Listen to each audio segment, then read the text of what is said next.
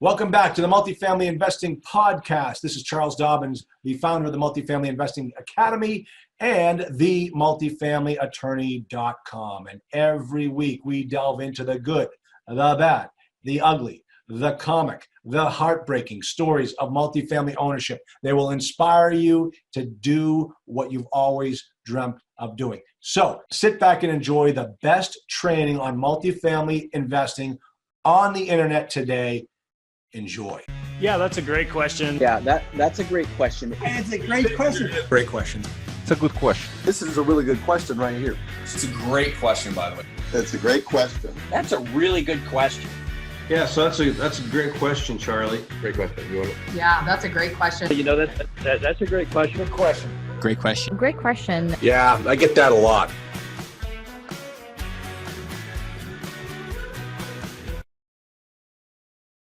Hey, everybody, this is Charles Dobbins, and here's your next week's podcast from the Multifamily Investing Academy and my new creation, the Multifamily War Room, with my partner, Jillian Sidoti, the securities attorney to the star. And I've got Spencer Hilligoss here. And, you know, I read Spencer's bio, and, you know, he's one of those impressive young kids, you know, and I got to dig through it a little bit here. I got to make him, I got to bring him down to our level, make him suffer a little bit. Because, you know, I look at it, he's got the pretty wife, he's got the big, you know, gave up the big tech career to get into real estate. Okay, cool. All right. You know, you're like, you know, what my partner Jillian says is there are two types of people in the world, the people in real estate and the people that want to be in real estate. And so, you know, you made the leap. And geez, I got to tell you, just so you know, I just had like that little skin cancer thing taken off, you know, had that gut thing. And I tell people, my wife was cleaning her firearm and it discharged and it just grazed me. And that's what happened. And then, you know, the fact that her last 3 husbands died of a similar death, you know, I suppose I should be concerned, but I'm okay. I'll be fine. Lightning can't strike twice. Well, it's an epic story, though. It is. I like the story better than what actually is the truth. Yeah. That's a badass story. And so, anyways, and by the way, don't let the actual thing is really very much all over my family too, man. So yeah, mine too. Now the thing is, you're right down there in the between San Francisco and Oakland. My daughter goes to USF. Cool. She's 3,000 miles away. I'm like, oh, it kills me that and I don't think she's coming back. I think she likes your city. She likes it. I don't know. I know it's an amazing city. It's an amazing city, but I wouldn't want to live there. But you do. And you live on Madison down there. And which neighborhood is that in? Are you near USF? You know, it's funny. I worked in San Francisco proper, like the downtown metro area, for 7 years. You know, I would commute over there. So now we have like a postcard view of the city in this little island that's 70,000 people big across from San Francisco. Oh, and yeah, I mean, right before, you know, Charles, you asked me like, where did the name Madison Investing come from? And we're just wildly unoriginal. So we live on Madison Street. So I mean, that's the origin story of the name. But so we live, it's really about, you know, 30-minute drive on a good day away from like proper San Francisco. But yeah, I used to work there every day. But I bet your daughter is probably sitting there going, I didn't sign up for all this smoke. I mean, no kidding. It's wildfire season hardcore for the past 3 years now. Yeah. Every single year. It's nuts. And so but you say an island, are you like on like Marin County, like towards Marin County? Is that kind of like where you're near? Actually, east. So Marin is like north, right north of San Francisco. And, and there is like some little islands up there. We're east in the city that used to be a drive-by city for me, Charles. Like I grew up in the Bay Area, south of San Francisco. I never knew where Alameda was. And now it's just hot as you can imagine with single family. I mean, we bought at, I won't go TMI here, but you know, everyone we work with and you could appreciate from the Midwest and the Sun Belt and the South, and they hear the prices out here. We bought it something like $640, you know, 7 or 8 years ago. And now it's double that. So it's just, and it's 100-year-old houses. So that's crazy. Well, good for you. Good for you for getting in then, man. I bet you it was a big stretch back then. Like, oh, man. Yeah. And now look at it. Good. Bravo. Okay. So let's talk about, you know, you're a young kid, you're getting out of college. Obviously, you're being dragged into the tech business because that's kind of where, you know, it's hot and it's flashy. Give us a day in the life. Like, why did you quit? Was it driving you crazy? Was it a lifestyle issue? Yeah, yeah. Well, thanks for I love the style, and the way you communicate on your podcast too, Charles, because Thanks. it's so wonderfully, conversational, and I really appreciate that. But you don't want to know why, Spencer? Is because I'm fascinated by people. I love their stories. And I want to know, like, how did you do it? How did you do it? Because I know that there are 1,000 other people listening who want to know how you did it. And I'm talking people just like you who are in that type of situation and they want out. Absolutely. Yeah. So we're going to get to the story of how you burned the ships. So let's get there. So fresh out of college, I went, it was 2008 and I graduated in 2006. I had some fun in between. Those are what my daughter informed me are gap years. That's right. Yes. Yeah. She took her gap year before college. You took it after college. I took a little bit of fun. Bravo. I mean, and then I literally remember, this is a real story. Like, I was sitting on a beach in Croatia, like journaling, because somehow I found my way Eat, Pray, Love style journaling in Croatia. And I was like, I remember the exact moment. I got to go get serious now. And so in January 2008, I relocated. Oh, hold on, Croatia. Hold on. I got to tell you, that's on my bucket list. It's amazing. I saw pictures of Croatia, and it is beautiful. Dalmatian Islands, and oh my gosh, a buddy of mine had like this website where he takes motorcycle rides around Europe and he maps out where you should go. And he did one for Croatia and took pictures of it. I was like, oh my gosh, this place is unbelievable. Stunning. It was, yeah. And we only got there, like, we were in an RV driving through Europe, which is like a totally different story. But, we finally got there and I was like, oh man, we're not going to be here nearly long enough. So it's just stunning. And it's a great bucket list place, Charles. Totally really fun too. I want to go back. And for those of you people who are xenophobes and don't understand geography, because it took me years to find out where Croatia actually was, it's right across the water from Greece. Yeah. It's just right there. But people because it was behind the Iron Curtain. People didn't talk about it. And now it's, oh man, that good. And the word's out. Oh yeah. Word's out. Exactly. Yep. And so in 2008, it was just kicking off the recession, and I was starting my corporate career. I took an entry-level job that was just a support gig. I was making very little per hour, but I was working for a boss that was a friend of mine. And so he made me relocate, took the job. Flash forward about 5 years, and I worked my butt off, going up the corporate ladder, and I was eventually managing 200 people plus at the age of 26. And so way in over my skis. And what kind of, way in over my skis. Way in over my skis. Or what industry, what specifically was the company or if, what was the company doing? So I've worked now at 5 different software companies in that tech career. And that company was Intuit, same one that does TurboTax. Wow. Okay, cool. Yeah, so I ended up leading a facility that was based out in Colorado, and there was support folks, sales folks, and professional design folks, all these other people, and managing people that were twice my years and career in life, and going through all of the wonderful learnings and pain, like getting kicked in the teeth regularly, figuratively, and then eventually I was like, I want to go build and be part of earlier stage companies, because that's what people in the Bay Area do. They do the startup tech. And meanwhile, my wife, now my wife, at the time, my girlfriend, and then my fiance, she was carving her own career.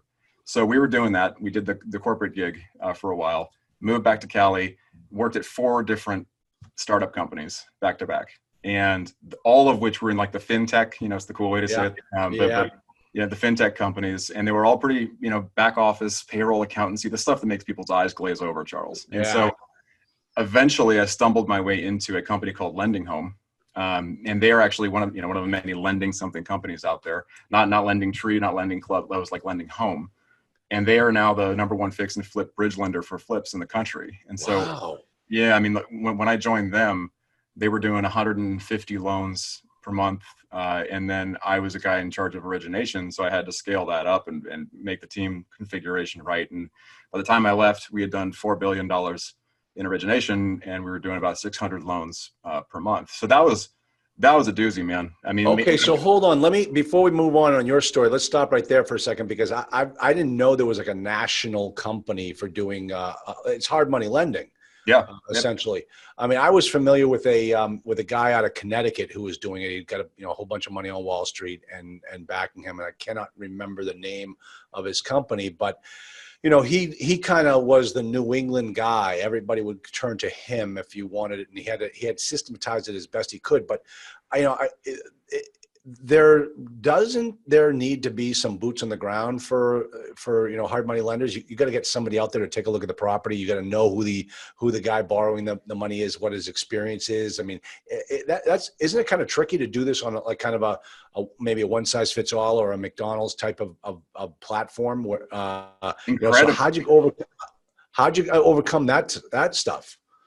Yeah, I mean, and this is where I can't tell this part of the story with an I. It's a we, right? I mean, it's a company and systems and tools built by people way smarter than I am, and I think it's a combo of a data-driven approach where you're just gobbling up all this wonderful underwriting information on this all the way down to the submarket, but then you still have the traditional stuff you got to have. Like you got to have a human out there doing like an actual appraisal. You can't do like a desktop appraisal when you're doing rehab. And so that stuff is very much baked into the overall process. And I mean, that was the biggest driver awareness wise, Charles, for me to eventually find my way into the bigger deals. It was like, wow, look at all these guys that are making a truckload of capital and money one time, bucket by bucket by bucket.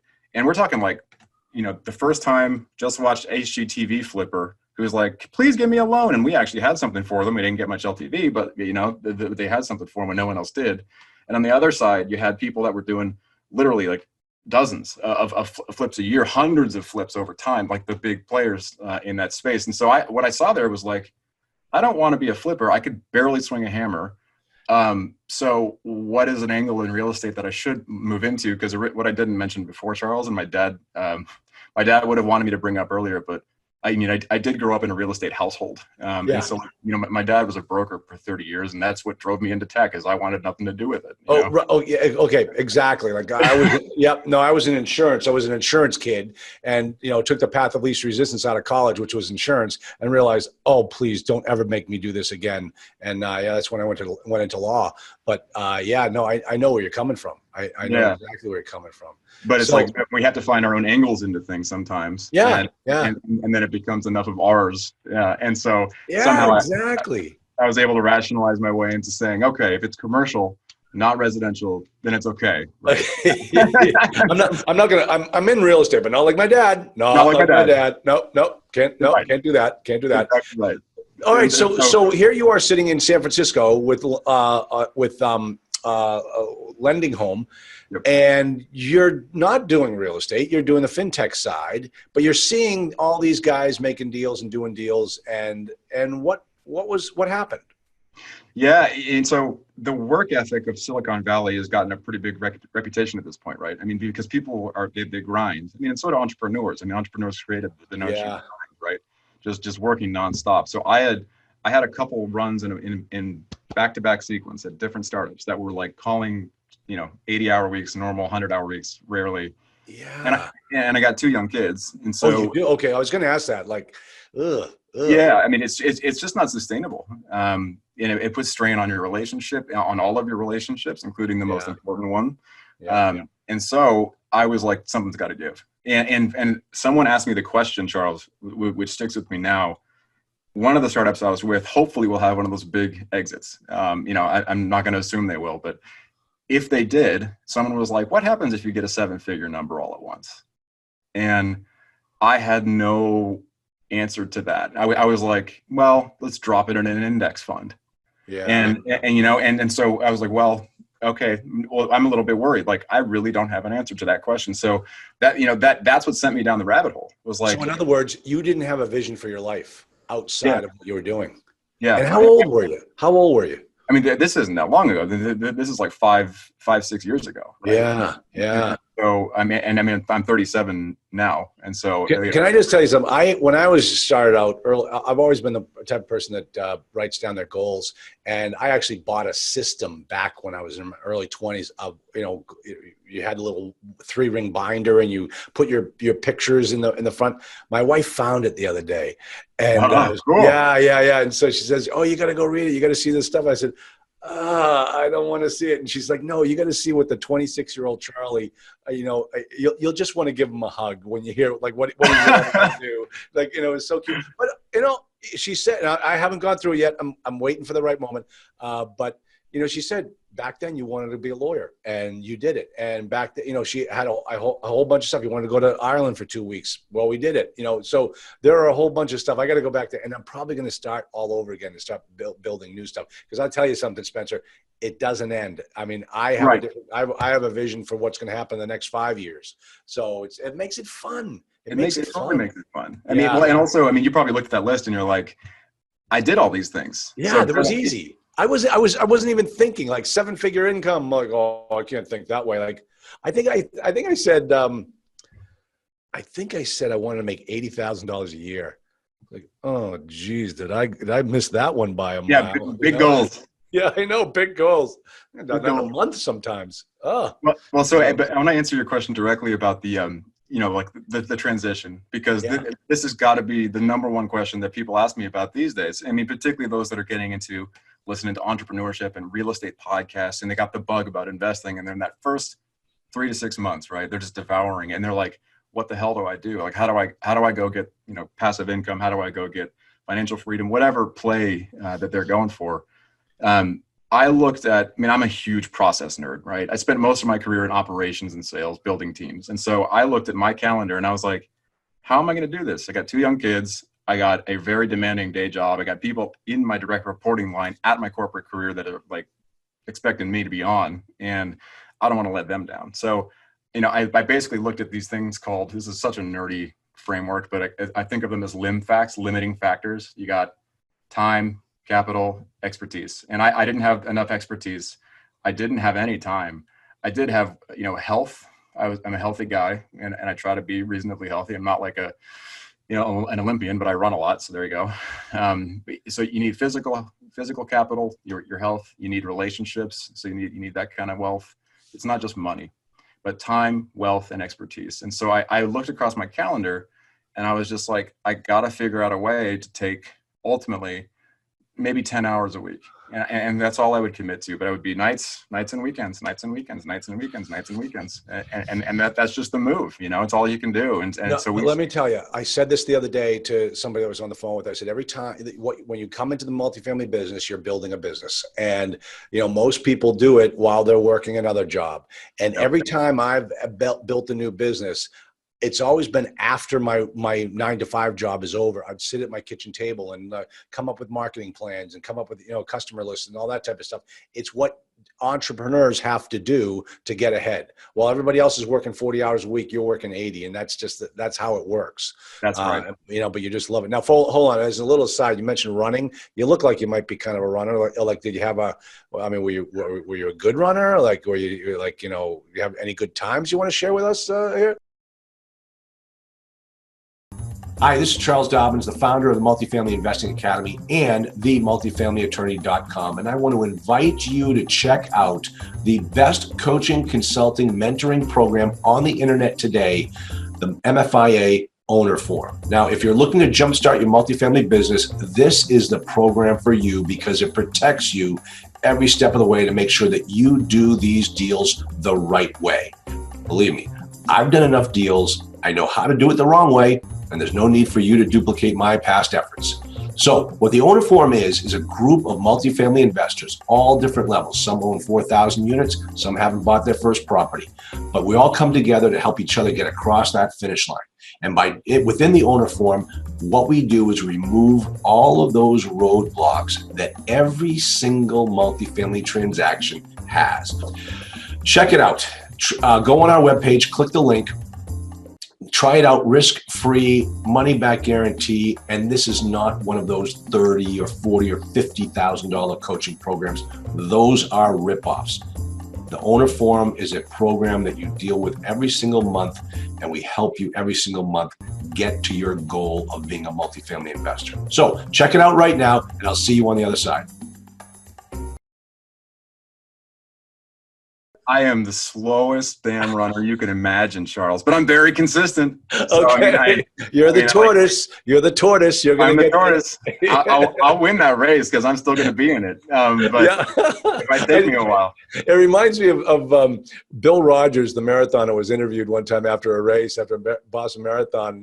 He just, probably set the American record of 209.27 back in, not that I know, not that I'm a huge Bill Rogers follower, but I am. And he said, they said, what do you have to say encouraging to the people who are still out on the course right now?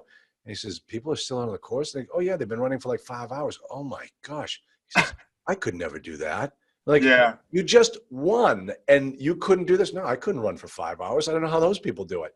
It's like, wow. Yeah. I mean, but we're what, like 8 months into COVID and everyone's talking about their goals. And I'm just thankful to say I ran my first half marathon before COVID. So good for you. In the first part of this year. So that's my big slow running goal, Charles. Well, let me tell you something. A half marathon is the best distance out there. Don't try to be a marathon. That's oh God, I kill my body doing that. But the half marathon was a fun race because you got to party afterwards and you hadn't destroyed your body yet. So and the time. Oh, that time commitment is brutal. Time commitment. Exactly. Yeah. So good for you. All right. So let's get back to it. So you've got the limiting factors. You got time, capital, expertise, health. You talked about the relationships. You're going through it all and you're trying to figure out, okay, 10 hours. That's all I ask is 10 hours. So what do you do with your 10 hours? That's the question. So I'm a big guy on focus, like don't move on to the next task until you nail the first one. And that's where expertise and competence builds the confidence. Gotta love a good platitude that rhymes. I use that one all the time because that's what people lack. I give you the competence so you understand it. That should give you the confidence to be able to go out there and do what you need to do. Yeah, it's just like it's clockwork. Yeah, works every time. And so it's a cycle. It's just a cycle. You have more confidence, the more confidence you're going to have. And that's how it works. Over and it just rinse and repeat. And so I had learned the underwriting details and nuance. And it's challenging to learn that stuff, but I learned it on residential like really well because of all the lending home stuff. And then I jumped over to commercial. Step one, learn the multifamily underwriting before I moved on to other asset classes, but just really get that down. Step two, the relationship building, I was that guy that was out there, probably not always approaching it in a way that I feel really proud of, like go and say, oh, can I pick your brain? It's like, well, there's just a better way to do that and now I understand, but I wish I had done that a little differently in a couple cases. But in hindsight, that was it. Wait, are you trying to tell me, Spencer, people saw you coming like, oh no, here comes that Spencer Hilligoss guy again. I hope he doesn't ask me a question.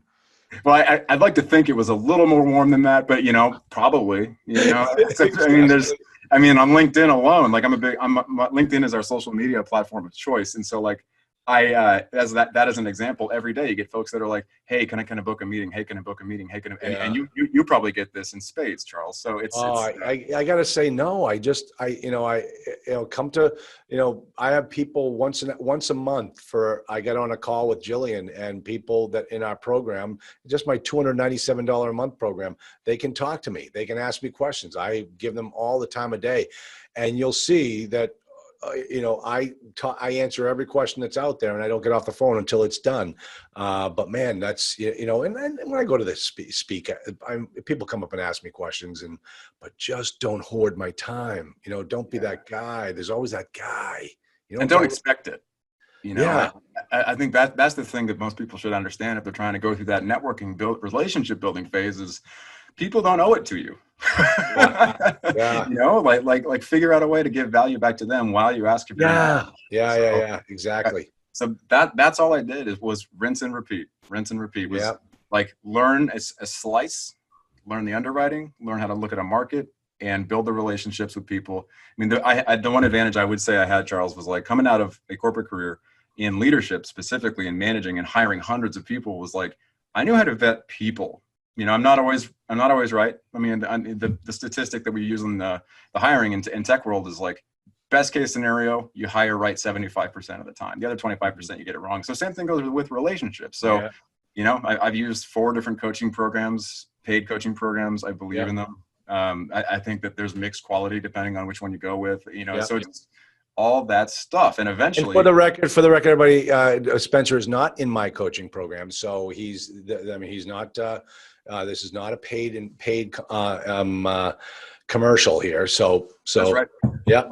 Yeah, but I think people should look at coaching programs. I think they work as long as you work in. Yeah. You put the work in. Oh my gosh, tell me about it. Yeah. People are like, well, I signed up for his coaching program and I didn't get anything out of it. Like, how much you put into it? Like, how many offers did you make? I mean, were you out there letting the world know that you're in this business? Right. But let me tell you something. There's something you said that I think is spot on.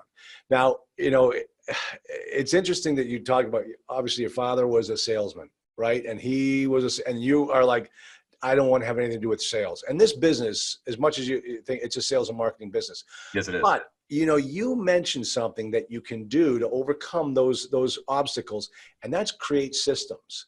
And if you come to the table knowing that if I just build these systems, I can run my business, because all a business is a series of systems that generates a profit. And so, that's probably what you did using those 10 hours over time. You figured it out. Yes. Gosh, I wish I could get a tattoo of that one. I think people really overthink this one. And, one of the most valuable skill sets, there was one startup in particular I worked for, most painful year and a half of my entire life. It was the hardest work I've ever done. I was surrounded with people that were academically stellar. And we're talking top 5 Ivy League badasses that have gone amazing accolades they've gotten. I went to Boulder. I was snowboarding and drinking beer for 4 years. Right. So I did. I'm so glad you said that. I'm so glad you said that. So. It's just how I approached college. And so, and I'm grateful for that. I would never trade it out of my life. Yeah. But surrounding myself with these people made me learn these critical building skill sets, like the fact that you can stand up a process and build it in 30 to 60 minutes, and it's a relatively robust process. You just have the courage and just do the damn thing. Yeah. And so doing that, building processes, allows you to go and not have to rethink about basic stuff over and over. Because now that allowed me to look and realize multifamily, bigger is better. That whole narrative about single families not being scalable, economies of scale not being there. We went out, we bought a duplex locally first before we realized it was not the best use of the dollar. Buying a $430,000 duplex in California was not the best use of our value. Because it didn't have cash flow, right? It had capital appreciation, but you couldn't, 200. But I was very proud of we had $200 in cash flow for a $430,000 property. Isn't that crazy? It's just crazy, right? I mean, I'm thankful to have any cash. Yeah, that's true.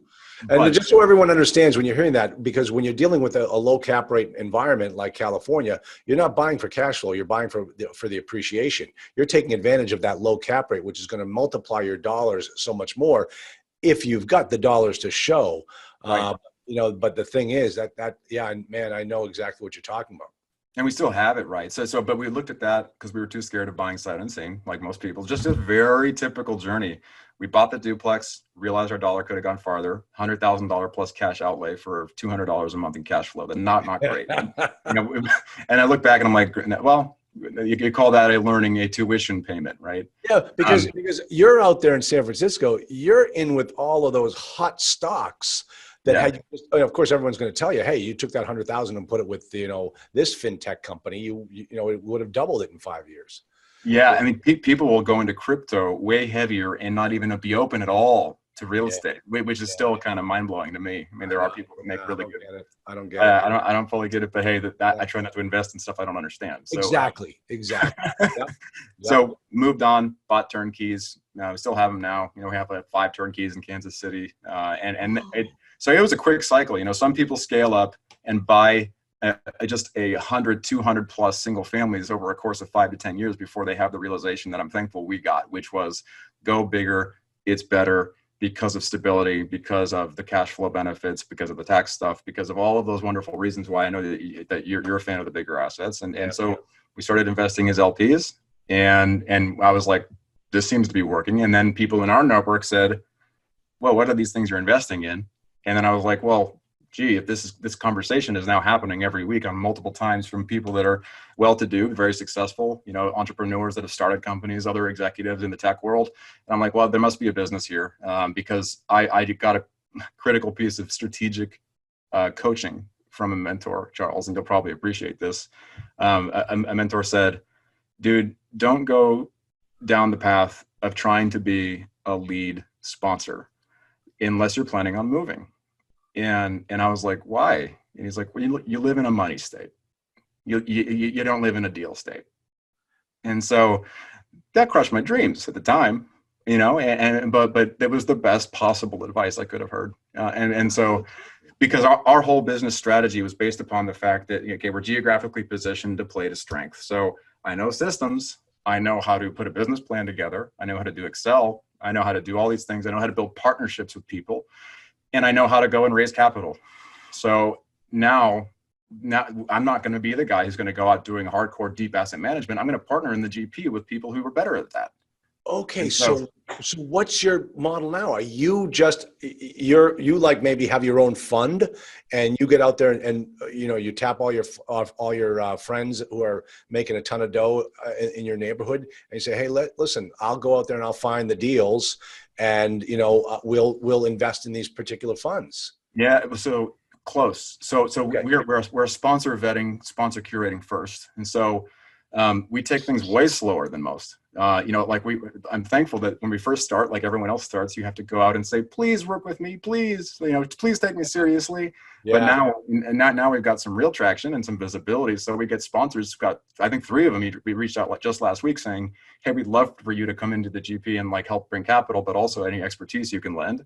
And I'm like, well, let's talk. Great. But we don't jump into a deal on the GP side until we've invested as LPs, until we've done the background check, until I've actually gotten to know them in a real world sense. And it's kept me from jumping the gun and us from jumping the gun and just going into things too quickly. And so as a result, yes, we'll do the LP equity check. I think that something that your podcast co-host would probably appreciate is that, I'm also a registered agent, when it comes to broker dealer stuff. And so you've taken care of that side. So it's not like the SEC is going to be beating down your door because you're out there raising private money,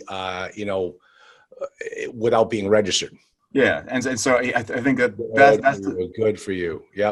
And that's the stuff that I think a lot of people tend to be hesitant about because frankly, I don't think they have a good reason. It's really just putting the work in, taking a bunch of hard tests is something I had to do in the loan originator world anyway. Exactly. It's like, as my mother used to say, the only difference between a lawyer and a regular person is a lawyer's just read more books. And that's right.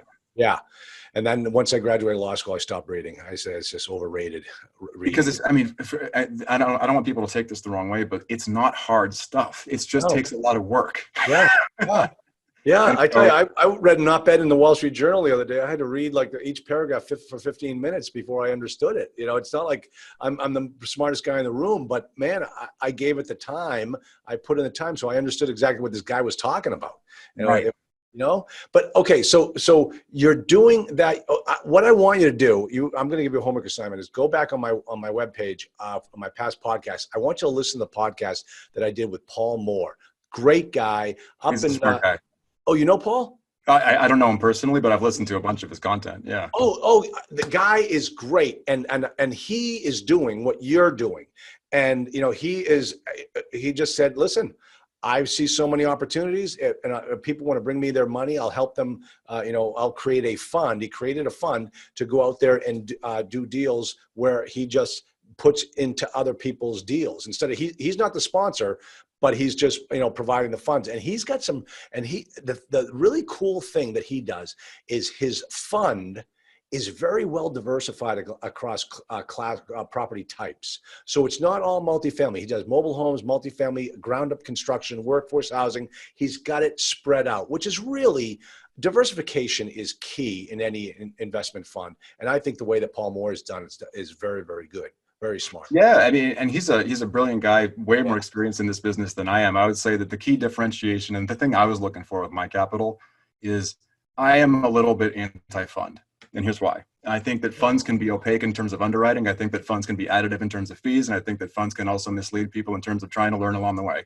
So any day having to talk. Sounds like you had that, right down pat. Within the last 2 years, I've not engaged in motorized racing, scuba, skydiving, hang gliding, ballooning, ultralight flying, mountaineering, or rodeo riding, or intend to do so. Had that nailed. So that's really interesting. Can we just take 3 minutes and go through each one of those things separately? because I think Absolutely. you touched upon some very interesting things. Because I like the concept of funds especially for diversification. You're saying that you're more of a one-off type of promoter, so to speak. So give me those three things again, first, one at a time. Yeah, well, and first and foremost, I'll also say it this way. So much of the rhetoric that we hear on, I would say, general real estate investing community, which tends to lead newer LPs and just investors in general astray, is a binary, one strategy, myopic view that you have to go do, for example, go buy a truckload of rentals, or you have to go invest in syndications as an LP, get a tattoo of it and run that path until you die. I don't subscribe to that at all. So as a disclaimer, I'll say great investing is more of an and, it's not an or.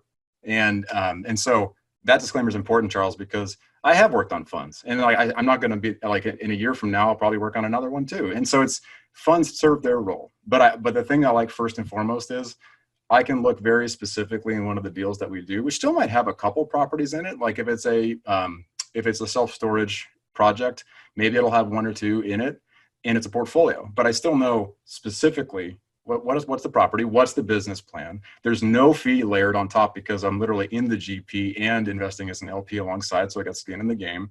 And that way, a lot of the investors that come from our network, at least 70% of the folks in our passive investing program of a few hundred people, they want to learn this stuff. Like they really want to learn it. They're not just the like, go and drop my money in and I don't want to see or touch it. Like, it's like, well, I want to invest a meaningful amount of capital, and I really truly want to learn this stuff because they're brilliant folks. They're way smarter than I am in a lot of cases. They get the quant, right? And so they don't know the terminology. So they want to learn that, and they get the benefit of both understanding and learning from the example, which you can't always necessarily get with like particularly a blind pool fund. You're not going to get it there usually, but on a semi-blind pool, even then too. So, for people that understand, blind pools, you just don't know what properties are going into those types of funds. You don't get the opportunity to underwrite them individually and know what you're buying into. So that's what you mean by the blind funds. Yeah, and again, like, this isn't like each point I'm going to remind people when I say this in case they jump into the podcast part way. Not anti-funds across the board, not black and white, right? I mean, there's great funds, and we're totally going to partner on some too. Yeah. But these are the reasons why I like direct single asset, ideally, but sometimes a couple assets in a portfolio, in terms of investing, in terms of a project. And so, I think the next one would just be, very clearly that the deal as it's structured in a non-fund is exactly the economics that you're getting, net fees, right? And so I think that is one of the cooler, simpler aspects. What did I say on that diatribe, on that rant? You're like me. You got to go back and do it all in a row. Exactly. You can't pick it up halfway through. Like, I got to start the sheet music at the beginning. Don't ask me to hit it halfway through. That's exactly right. The additive. You use the word additive. So you remember your point when you used the word additive, because that's what triggered it for me. Like, specifically, what was it you said about additive? I was just saying that usually, when you form a fund, it comes along with cost. And so, like, the cost of creating the fund is usually something that, and also just the fund management, sometimes you'll see fees on top of the deals that you usually see in a direction. Yeah. That's the thing. And we talk about it a lot. We were talking with some of our clients last night, where, you got to be paid. You running your fund. Sure. It's work. You're entitled to be paid for it. I remember the first deal I ever did, I didn't build in an acquisition fee. And then like a couple deals later, I didn't build in a disposition fee. And let me tell you, selling a property is as much work as buying a property. Absolutely. So you should be paid for that. Well, I don't know, can I double down on that real quick? I feel like on the first couple transactions in commercial, particularly, I was almost like nervous about explaining to someone when they would tell me about the fees, because I just didn't understand and could convey with confidence, like, do you understand how much work goes in before this thing gets in front of you? Like as an offering memorandum, like, it's like there is an immense amount of people. There is a truckload of hundreds of hours of work. Yep. And that acquisition fee that you might resent plays a critical role here. So, like, I want to make sure that the team has appropriate compensation across the board, and it's just a mutually beneficial partnership. Yep. That's a I great appreciate point. you letting me soapbox on it. Well, no, but I'm now getting into development, and I'll tell you something. Finding deals and finding the right land and going through the whole process, the zoning board, the planning board, all that stuff, just to get a project completed from ground up. There's a reason why developers have the biggest boats in the yacht and in the yacht club. It's because they take a whole lot of risk. They could get that whole deal right. I mean, spend thousands and thousands of dollars and then get it shot down at the planning board stage because the neighbors don't like it. That's why they make the money they do, is because there's so much that goes on before any of that happens that people are just not even privy to. And you're absolutely right. The same is true with buying a multifamily property, and if it was as easy as these gurus make it out to be, everybody would be doing it. That's right. But they don't. So, Spencer, listen, good talking with you, but how can we get a hold of you? You got the website, MadisonInvesting.com. And the thing that you're promoting on MadisonInvesting.com is your passive investing program. So tell me a little bit more about that. Yeah, and happy to. I appreciate that, Charles. So really, if someone is looking to go and just truly become like a lead sponsor and they want to be an active investor, it's probably not a fit, because who this is for people that they have capital, to accredited investors only. And I'm going out there and not only finding the relationship, vetting the relationship, making sure this person is not a bad actor and they want to run away with your capital Ponzi scheme style. We want to find people who are legitimate real estate operators. They have a track record. And then I'm vetting the deal, in terms of the deal, the economics, the market, even have like an analyst that helps me and is my second set of eyes. And so all of these things, in addition to being a registered agent, having a broker dealer to our back office is what we do.